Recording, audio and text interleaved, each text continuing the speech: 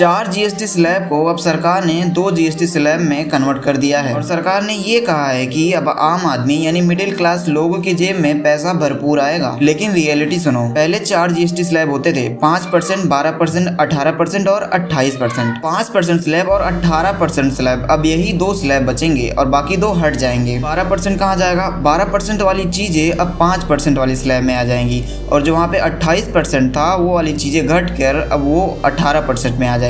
सबको देखने में ऐसा लग रहा है कि अब आम आदमी के लिए बहुत सस्ता सामान हो जाएगा और टैक्स कम हो जाएगा, लेकिन ऐसा बिल्कुल भी नहीं। हाँ, मतलब पैसा बचेगा लेकिन उतना भी पैसा नहीं बचेगा जितना आप सोच रहे हैं। समझो होगा क्या, जो सरकार थी वो सबसे ज्यादा पैसा किस स्लैब से कमाती थी? 75% रेवेन्यू सरकार बस 18% वाले स्लैब से ही कमाती थी। लेकिन यहीं पे बात कैच करने वाली है, जो 18% स्लैब था वो 18 का 18 ही रहेगा, उसमें कोई बदलाव नहीं हुआ है। यानी कि सरकार का 75% रेवेन्यू होता ही रहेगा। अब बात करते हैं 12% की, जिससे सरकार बस 5 से 6% ही रेवेन्यू कर पाती थी और उस 12% को उन्होंने 5% में कन्वर्ट कर दिया। लेकिन अब बात आती है 28% टैक्स स्लैब की, जिसको सरकार ने अब 18% टैक्स स्लैब में कर दिया है। लेकिन सरकार ने इसमें भी एक टर्म एंड कंडीशन अप्लाई किया है, यानी बस 90% आइटम्स ही 18% वाले स्लैब में आएंगे। बाकी ये जो 10% आइटम्स बचे हैं, अब उनके लिए एक नया स्लैब बनाया जा रहा है जो कि 40% वाला स्लैब होगा। बात समझे, अब 2 स्लैब नहीं है, अब 3 स्लैब हो चुके हैं, 5%, 18% और 40%। पहले मैक्सिमम टैक्स स्लैब था 28%, लेकिन अब मैक्सिमम क्या होगा जानते हो? 40% होगा। जब ये नया टैक्स रिफॉर्म लागू होगा तब पता चलेगा कि आम आदमी की कमाई बढ़ेगी या सरकार की कमाई बढ़ेगी।